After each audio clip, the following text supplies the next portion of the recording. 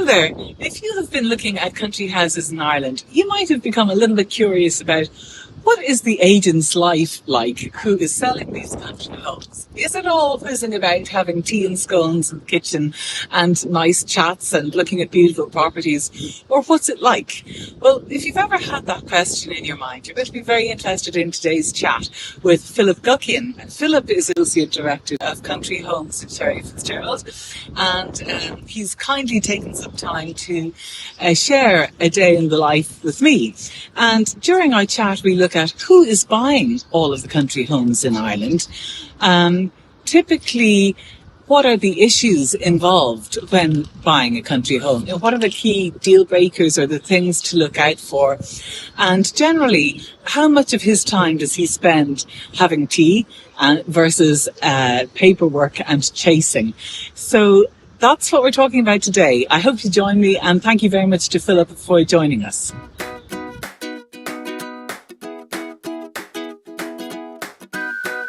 Firstly, we're saying thank you so much for taking the time. It's 8 o'clock on a very rainy Thursday morning here, so I appreciate it. No problem. Philip, you're an Associate Director of Sherry Fitz Country Homes, Farms and Estates. And we might just talk about what defines a country home in a minute, but I also want to compliment you on your appearance in Ireland's Selling Dream Homes, because I just appreciated your ease on camera, and it makes it much easier to watch some programs like that when the people who are on it actually can be themselves. So thanks for that. Whatever skill you have, you can do it, and it's a useful one. Getting old, I think probably the experience, that's the only good thing about getting old. You probably have a little bit of experience along the way. So that's true. Philip, what I want to do is talk to you today just about the general. We've looked at this whole business of buying country homes from a few different perspectives over the last couple of episodes. The buyer, the surveyor, the solicitor, and what today I'd like to do is talk to you about the person. You're the person in the suit, or the person in the cord jacket, or the barber jacket and the wellies who has the task of selling this country home. And to start with, I suppose, shall we just define what is a country home? Because there are lots of country homes, there are lots of homes in the country in Ireland, but we wouldn't classify them all as country homes. So what for you would be the distinction? I suppose country homes is very much a niche market. It is the niche market. There's different sections of property throughout Ireland, in commercial, new homes, residential. But country homes has its own, really, we call it that niche market. So it could be anything from properties looking over the west of Ireland coast, or Donegal, or the Atlantic Ocean, or the Wild Atlantic Way, right down to the south in Kerry and Cork and places like that. It could be cottages, with stunning views. It could be farms on 30, 40 acres outside of Dublin. It could be house, period style houses, modern houses, unique properties that have been built with architectural wisdom behind it, in special locations. Could be on a half an acre, but it also goes right up to large estates on 300, 400, 500 acre plus. So it's really, there's a broad spectrum, and we look at case by case basis, and to define a country home is very difficult because there's so many permutations. There's so many people who are looking for different things throughout the market, different locations, being close to an airport. They want to see a sea view or water view, possibly they don't want a lake view, they want a sea view, or vice versa. They want more land for different reasons, whether it be farming, whether it be equine reasons, hobby reasons. A new thing coming into the market now is the amenity value of land and stuff like that we'll talk about later.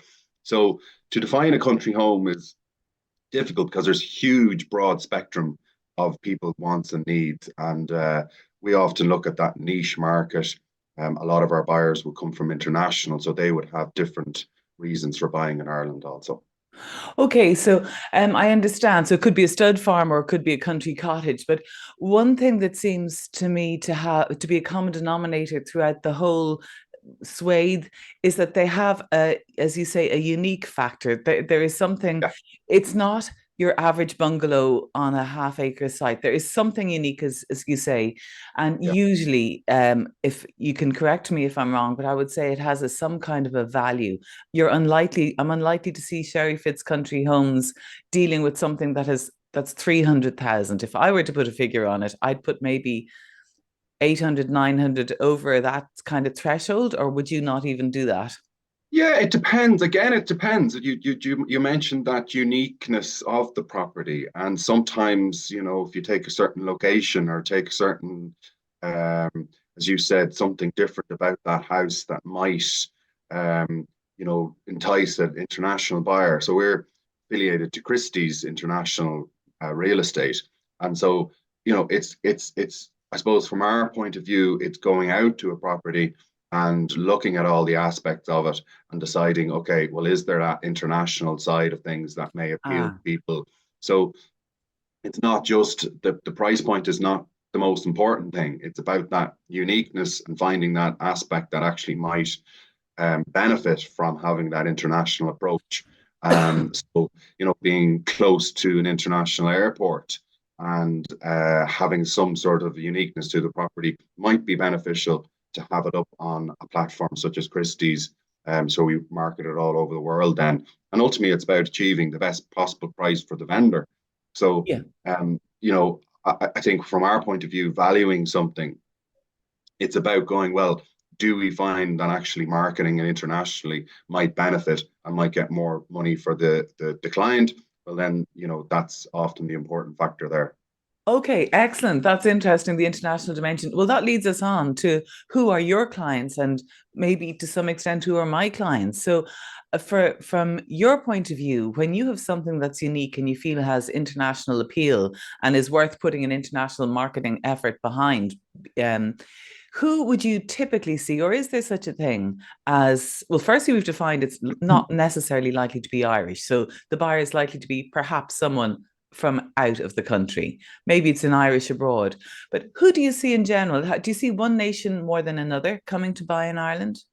Um, well, your main nation would be domestically. Like, Ireland is still looking for those country homes. But, if we take our over a year, for that, if we look at the last 10 years, probably your average buyer, 30, 40, sometimes 50% of buyers on a country home with our sales would be from outside of the country.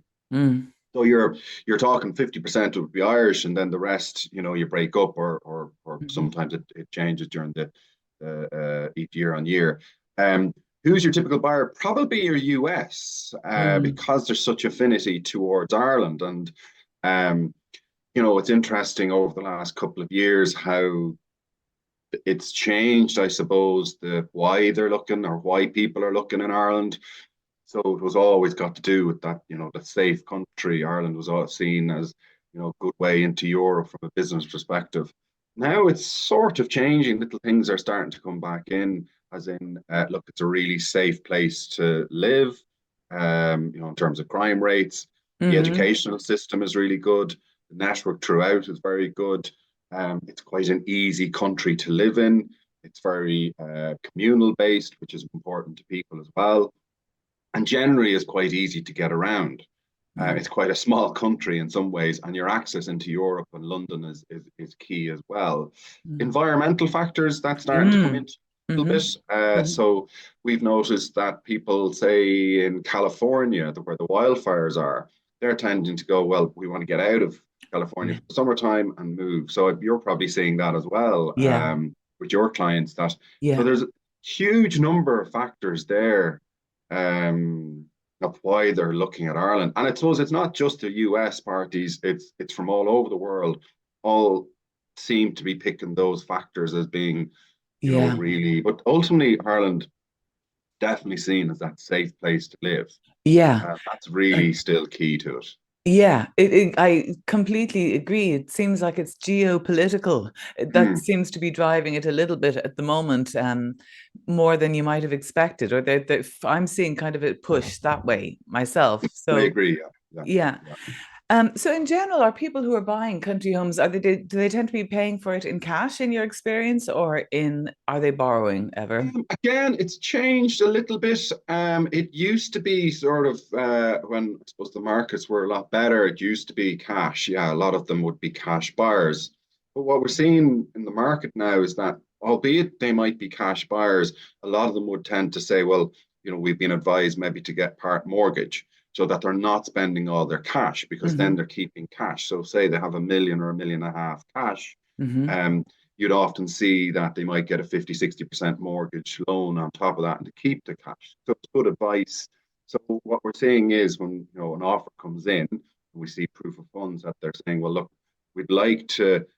We're buying in with the mortgage. We have cash there, so you often see that. But that's acceptable. It seems to be what people are doing, and it's good advice and a good financial advice because they want to keep that cash in the bank, I suppose.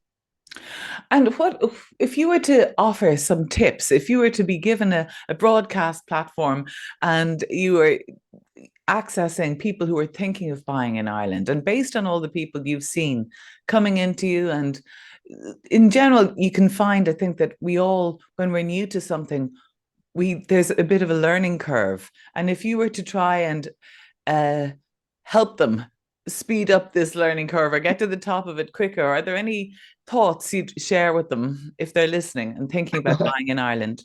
um, I think I never was one for academic in school and stuff like that. I always hated homework, but I have to say the homework in this case would be really the most important bit. Um, there's so many varying things that a country home can offer. So as I said, it could be a cottage looking over the west coast of in Ireland, or it could be a 300-400 acre estate with a big, massive period house on it. So what your buyer, I think, is certainly worth doing. And I find that especially when it's an international buyer or even domestically, when time is so precious to them, really spending that time and knuckling down on what actually we really want. So so if you take land, for instance, that's often a big thing. We get a call and we say, well, we want 30, 40 acres of land. An acre is around a football pitch. So it's actually quite a good amount. And so what's the reason that you need land? And often it's a case where we just want land to enjoy, or we want land just for an amenity value. You don't need 30, 40 acres to do that because managing that is quite hard and it's always an upkeep for it. So often 5 or 6 acres might be enough. So really it's about, finding that homework and if you take the house, the physical house itself, again, if you look from an international point of view or domestically, what size of a house do you need? So do you need 5,000 square foot house or do you need 2,000 square foot house? Mm-hmm. Is there going to be family living there? How often are you going to be living there? When are you going to be coming? Who's going to manage the house?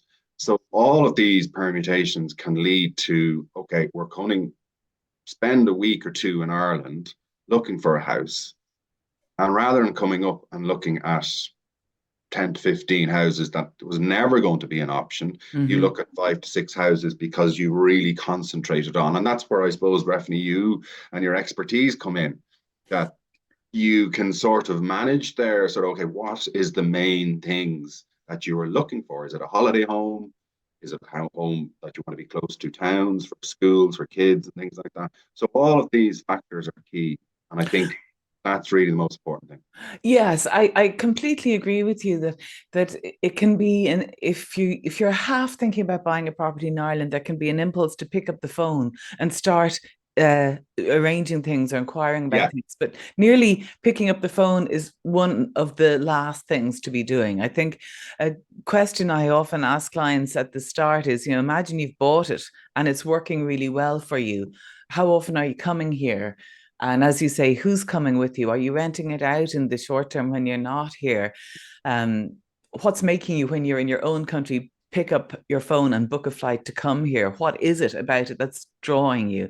And sometimes I think when we're looking at properties, we can position ourselves so much at the start of the search that we just are sort of transfixed by the search. Whereas if we just fast forward to the end of the search and imagine that it's done, sometimes Great we get a bit advice. more information at the end of that. Absolutely.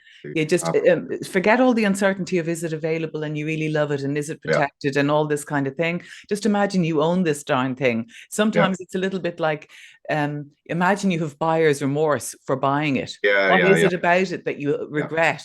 Why do you regret you've bought it? Or why are you so glad you have? And I think there's a sort of, tendency, because I suppose country homes, they're quite pretty looking. They're often presented very, very well. The photographs are very professionally done, and there's videos. And there is that excitement level of when someone is searching. I mean, most of our queries come in sort of around the Friday evening, Saturday evening, when people are relaxed and looking at stuff and going, wow, wouldn't that be amazing? But as you said, they don't really look at the end factor. They go, the search is, wow, that's actually really special property. It looks beautiful, and look at the views and look at this. But the practicalities of it come nearly after the viewing. So I think, you're very much right in terms of saying that the practicality side of things should be coming in on that search. Yeah, like imagine it's sort of searching with the certainty that you will be buying something and you're going to be happy with it. Is this the thing that's going to make you happy? And when you look at it, then you might be thinking, okay, well, am I happy being that close to the road? And what kind of a road is that anyway? And there's so much information we can get when we look online at properties, because to some extent in the chain, there's you at the property to sell.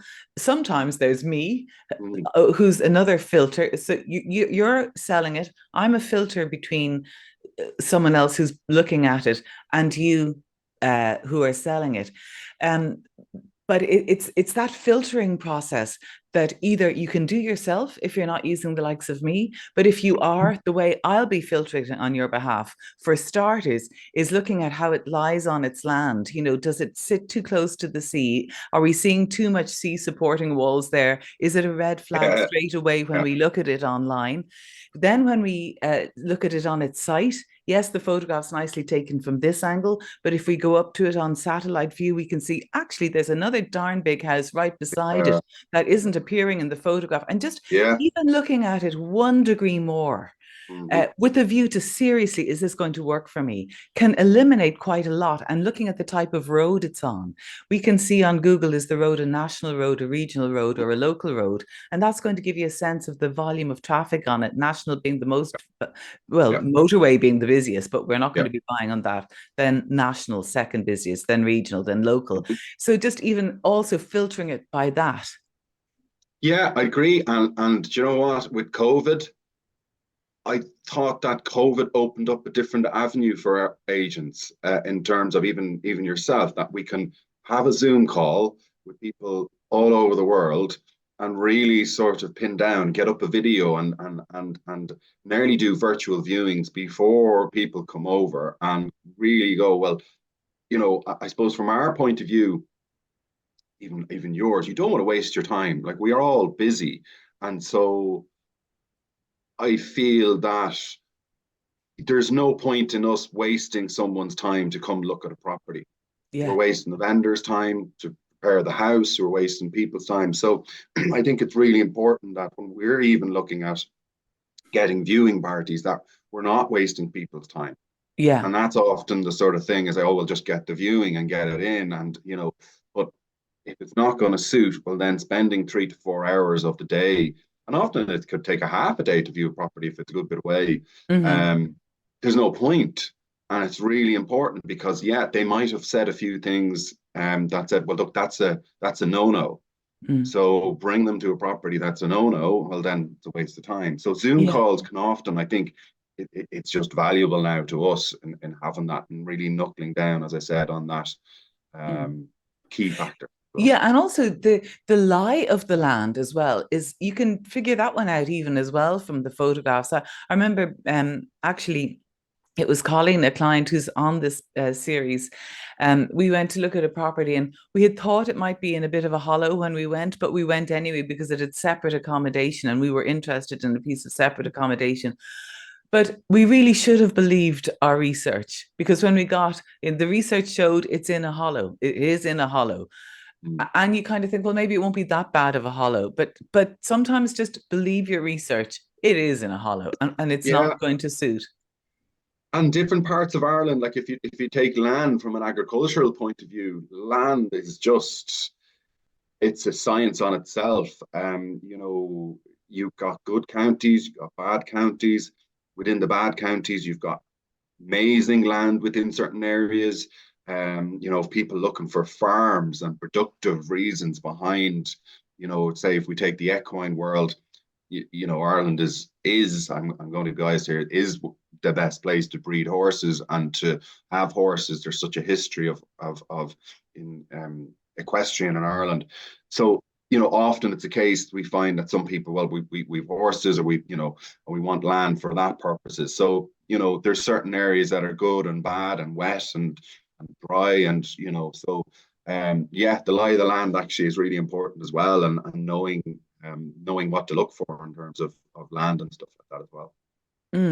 So let's say you've got your buyer and it's a fit.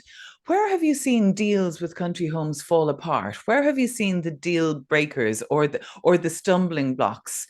You've done the deal, everyone's happy, but now something is making this deal shaky now. What have you seen? I suppose it's the other side of it. It's the homework from, I suppose, vendor side in preparing the houses, preparing the documents, preparing, this is when it gets into, I suppose, the legal side. So, going through, so someone makes an offer, the offer is accepted. What happens then is we share solicitors' details, take a booking deposit, a vendor's solicitor will send contracts out. And there could be loads of things, huge amount of things in those contracts. And I suppose it's having the vendor prepared and making sure that their solicitors prepared to send those contracts because they take a lot of time. And especially with a country home, not certainly larger country homes or ones that have not been sold in a while, there's a lot of documents to get. So it's a huge amount of documents between maps, between loads of different legal things that need to be got. And what I would say from a vendor's point of view is start getting them immediately, like have that all prepared because time is a big thing for Yeah. buying a house. I think people were, okay, we want to get this done as soon as possible. And so time is I think the key factor here. I think that's true. And especially from an American point of view, I was on a call with clients yesterday. They're going to be buying in Ireland and they're from America. And they just said, let's just give you an idea of the timing when we bought our house. There was a notice up on on the house they were interested in saying coming soon. That went up on Friday. The house went up for viewing the following Thursday.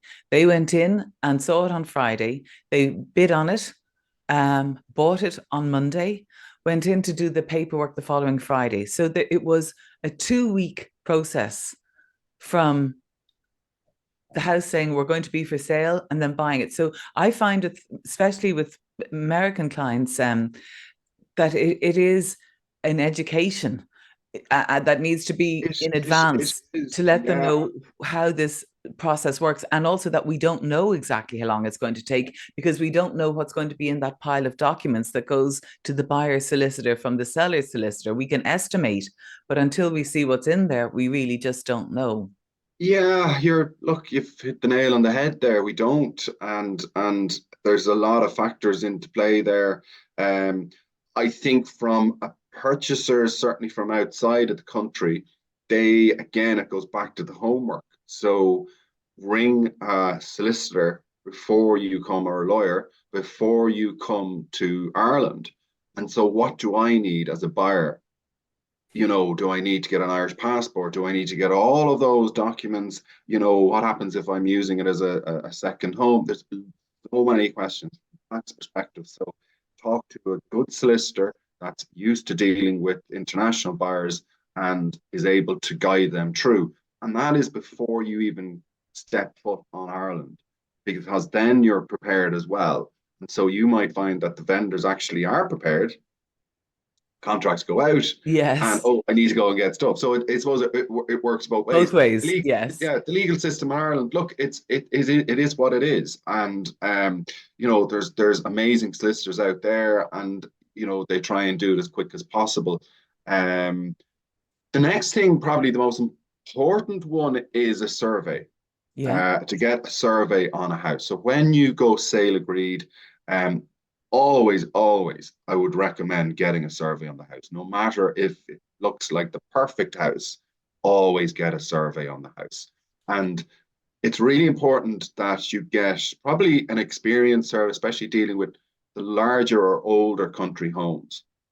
You're dealing with a period house, you probably should get an experienced conservation architect maybe to look at it, that's used to dealing with older houses, that can see the sort of signs of things that might be, let's keep an eye on that thing.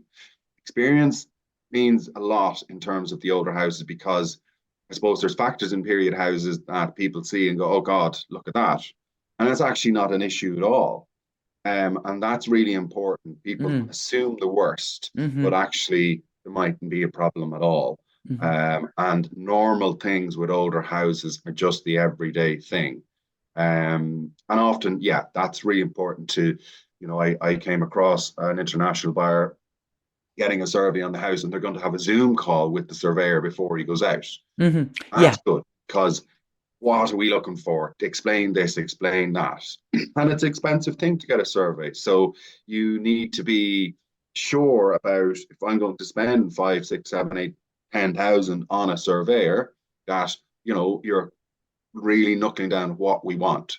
Are you going to do work on the house after it? So explain to the survey, well, look, we're buying this, but we're going to do a lot of work, so we're going to probably rip up the floor. So actually the floors already matter to us. So there's loads of different things like that. And again, it's about saving time and everything. The next step is then, when you get that survey out of the way, communication. That is ultimately an estate agent's goal is, and your goal is communication, keeping in touch with everybody, keeping in touch with your solicitor, your estate agent, what's happening. Our job really is to keep the whole process moving. Sure. And most of us job of an estate agent, people think that, especially with country homes, that we're always out just looking at fancy homes and walking around and having tea and crumpets and all that. That's not. Most of the time we're spent on the phone. Chasing a solicitor, being a collie dog, chasing up the surveyor's report. And just making the process as smooth as possible. That's the most important thing for an estate agent. Keeping in touch with you and saying, do you think there's anything down the line? Do we need to get on top of this? We haven't heard back from him, so maybe or her, and maybe we give them a call or give them a text or give them an email. There's a certain formality to it. There's dates put in place, so make sure that when we get to that date that things are done. So it's all of the process, keeping it moving. What it's all about. Sure. And the survey, just to whiz back to that for a second, there are definitely times when we have gone back to renegotiate after a survey. It's not anything I like to do, but there are certainly times where it has happened because of some unforeseen thing with the property, an infestation in the attic of dry rot or woodworm or something that we just physically didn't see with our eyes. Where have you seen those kinds of things happening? Yeah, I personally, I suppose I look at it from the vendor's point of view, and I don't like that. I think if you're sure about a house and you are interested in it, get a survey done before you make a bid. I think that's really key. Or say, look, it's something we want to get out of the way before you enter into the process. So from a vendor's point of view, I suppose it's frustrating that, it's a renegotiation. So it's very important that if someone has a buying buyer in the market and they're unsure about something, that's when you say to the surveyor, I want to get this out of the way. But it's very important that you say to the estate agent or your buying agent, well, hold on a second, we want to check these things before we are committing to a price. And I think that's the thing that happens, is that ultimately you agree a price and that's changed. It often leads to a bit of a negative impact on Yeah. process. And Yeah, I often totally agree. yeah. It's something I hate doing, and I hate to see a survey come back. And it's something I rarely do, I have to say, because like you, once that happens, it's like some it negative goes thing has down. entered the whole process. Yeah. But I think that's a good point to make, that if you, it comes back to how serious are you about buying? Because if you're approaching something that is potentially going to do a tricky enough survey, maybe a country house with a lot of whatever, or something about this property is indicating to you that it may do a tricky survey, or there may be issues here. And sometimes the agent comes to you up front and says, look, we'll be clear, there was a bit of subsidence here, it was underpinned, that's where it is, we've got this, or whatever there is. Sometimes it's also communication. You're right. Absolutely. It comes down to communication. If you're unsure about something, ask, say to the estate agent, we're all not bad people. We're here to facilitate. I think more communication at that point. Yes, that's upfront. Really the crucial point is getting all those things clear before you go sale agreed. Yeah. Once you go sale agreed, there's often, I think sale agreed, unfortunately, I don't get excited when you go sale agreed anymore, because there's a whole different thing. But before, the few days before, and often with country homes, we don't rush things. We take our time. It's a process. And so, if someone makes a bid, is it subject to survey, or do you want to get the survey out of the way before you go sale agreed? Because then I think at that point, and it's really definitely about the especially with the older houses, because a newer house is quite sound. There's new maps, there's this, that, and the other. Some of the older houses, though, there is a point that sometimes you don't actually know that there's an issue. And so yes, often because the vendor themselves hasn't gone poking around in all the corners. So I think if it's of real interest to you, now there's factors, I suppose, if that there's a bidding process going on. So you may have one party that's got a survey and is bidding, and you have another party that hasn't got a survey and is bidding. And so often it's a case from advising a buyer, okay, well, maybe it might be a good idea to go get your survey out of the way, but it depends on if they're interested and how interested. Precisely. And are they willing, as you said, to pay to get a survey done, because it's quite an expensive thing to get. So there's a huge amount of factors, but it just goes back to just communication and letting the estate agent know, I have a concern about this. Would it be okay if we go get this checked out? Absolutely. 99% of the time, it's actually a really beneficial thing, because what we're going back as an estate agent, what we're going back to the vendor with is saying, wow, these guys are really serious. Yes. They're going to go invest money in getting a survey done. Let's wait and see and let them do that. I think that's a really positive thing to get before. I agree. And I think if it's a bidding situation and one party has a survey done and there are two other parties who don't, I know if I was a selling agent, or I imagine you'd feel the same, Philip, that if you are going to be slightly thinking, I want to sell it to the person who's got the survey done, because I know that's one hurdle that's out of the way. They've seen this survey and they know at least this much information. We may not have the title yet, but at least we know we don't have a survey hurdle to cross now. We may have a title. Yeah, exactly. Look at the analogy of that hurdle race. Like if there's 10 hurdles in front of you and you've got a hurdle out of the way, you've only got 9 and someone has got 10. So you're sort of going, I think we'll go with the one with 9. So it's often as well, albeit, as an estate agent, it's, I suppose, the experience of knowing it's not all about money either. So there could be a higher bid, but they have to get a survey done. They might be subject to financing. They might be subject to X, Y, and Z. They might be longer closing. There might be so different factors. And people don't understand that if they're in a bidding process as well, I'm the highest bidder. Why? It's not about the highest bid sometimes. And I had a good example of that yesterday with a client. I'd just taken them on. We've just signed a contract and we were looking at 5 houses. That's how I work. I shortlist 5 houses just to go through, just to get their gut response. They roughly meet the brief. They're roughly But one of the houses had been sale agreed already. And when I phoned them, I just phoned about it, and they said actually it was sale agreed, it fell through, and now it's just back on the market.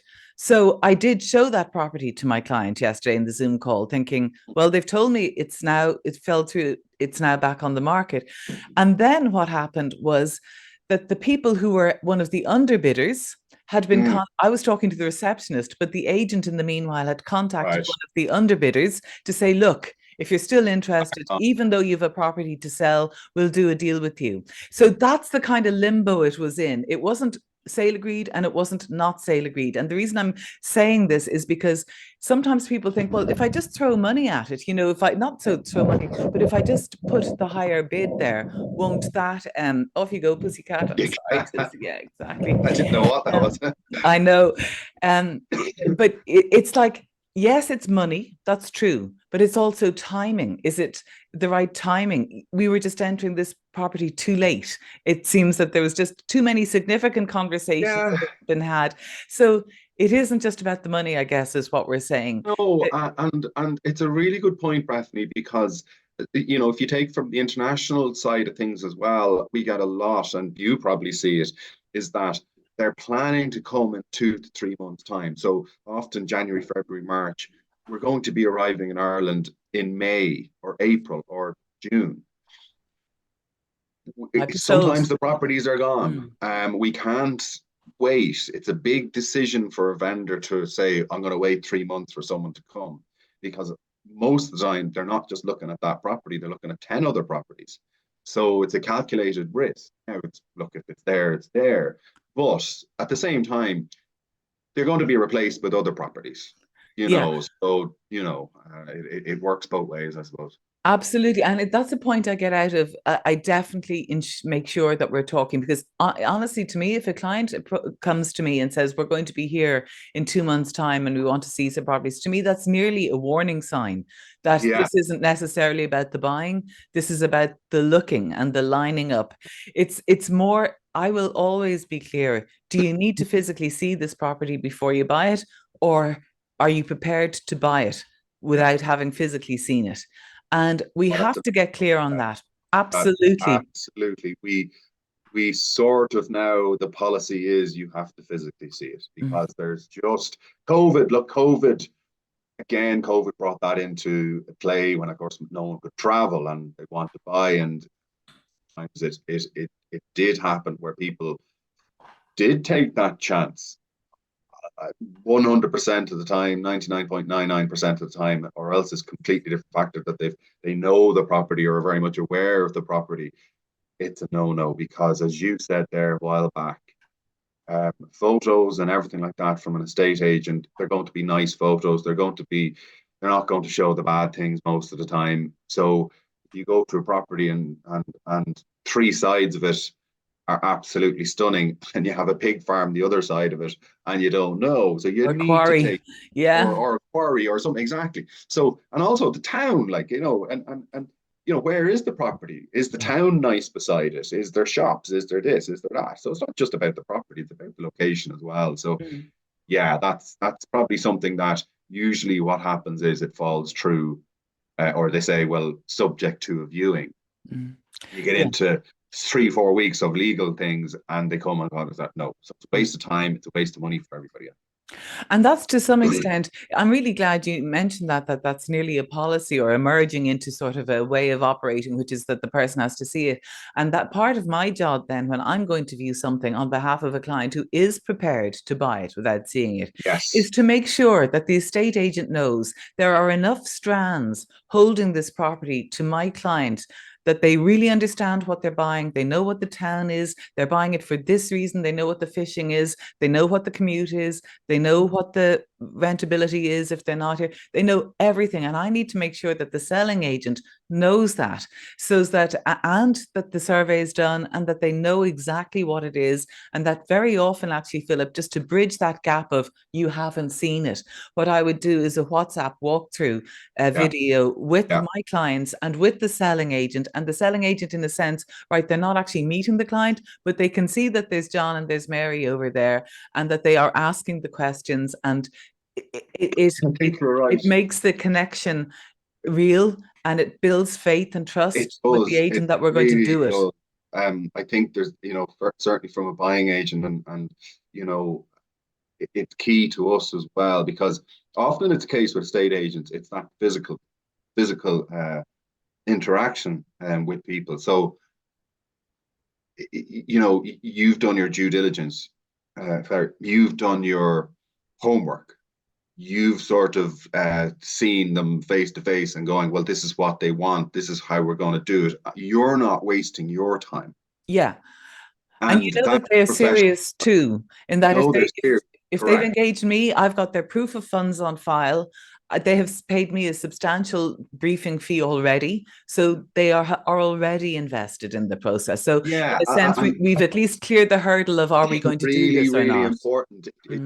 That's, I think that's the most important thing, Stephanie, what you just said, because it's a little bit, isn't it, like them getting the survey done, because they've invested money now before they've started the process.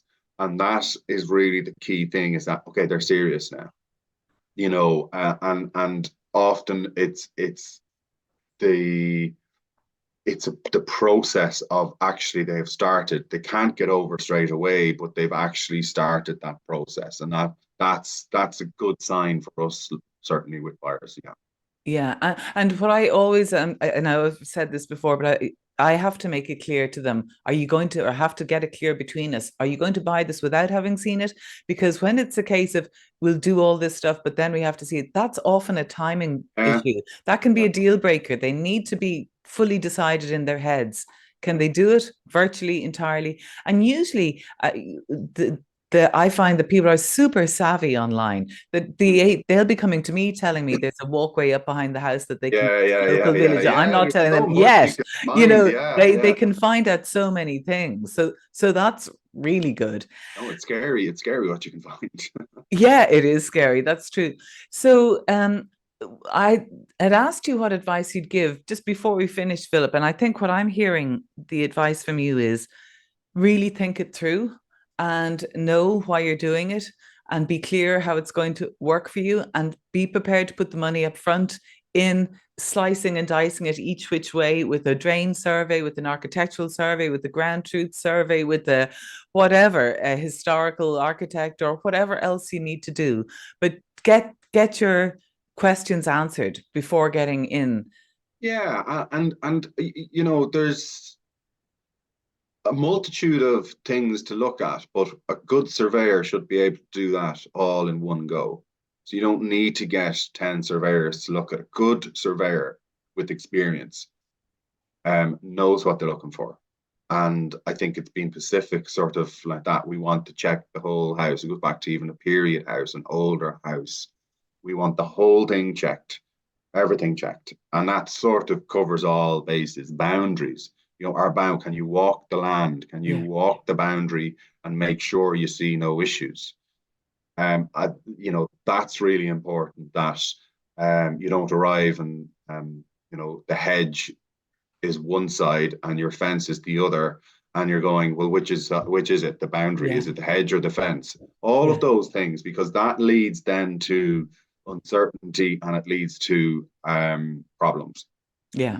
So yeah, getting that survey done, and often it's a case, 99% of the time, is something is going to come up in the survey. Yeah.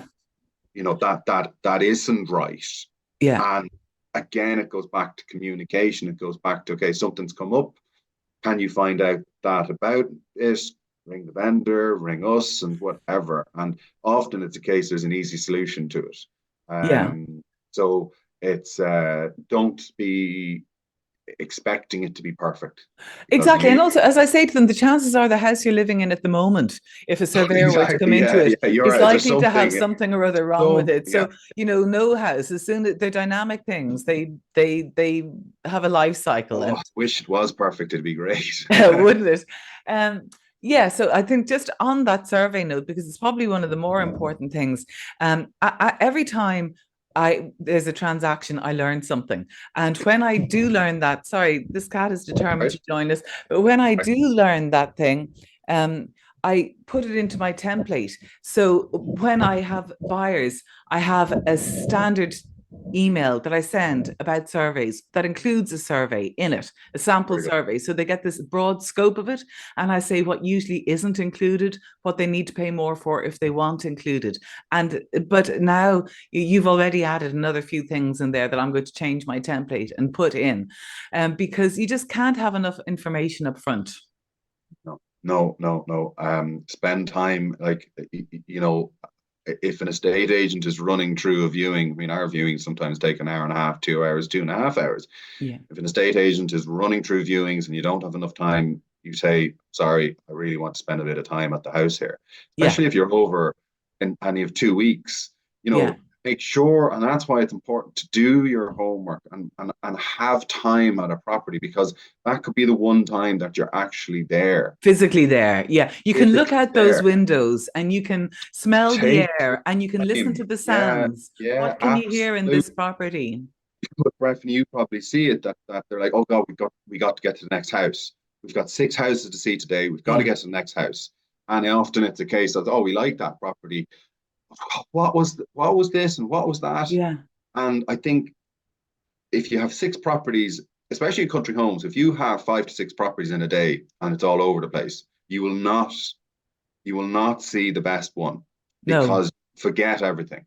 But if you have 2 to 3 properties to see and you say to your estate agent before they go, we want to take our time here. We're only over for a week. We want to take time at this house. Is that okay with you? So the estate agent can say, right, we're going to be here for 2 hours. Yeah. You know, they could bring their laptop with them. They can do a little bit of work. They can make calls. So what I often do is we show the property, spend time with them, ask the questions. It's not a rush. Yeah. Not a rush. If an estate agent, estate agent is probably going to kill me going, what the hell is he saying? Take your time and say, we want to spend a bit of time here. It's a big investment for us. Spend time. Yeah. Because as you said, going into the room, sitting down, what's it like to be sitting down? What's view like? What's the sounds? Exactly, the smells and all that sort of stuff. And then you'll find out very quickly what property is the best one. Yeah. Great. Well, Philip, I think we have hopefully helped someone who's sitting abroad, maybe looking at the FT or looking at a newspaper thinking, what would it be like? That looks nice. So yes, a phone call may be in order, but beforehand, maybe a good old think through how it would work for you and what might make it work so well for you that you'd be delighted you bought it. Yeah, absolutely. Absolutely. I appreciate you so much, and we'll have your contact details in the show notes. And thank you, Philip.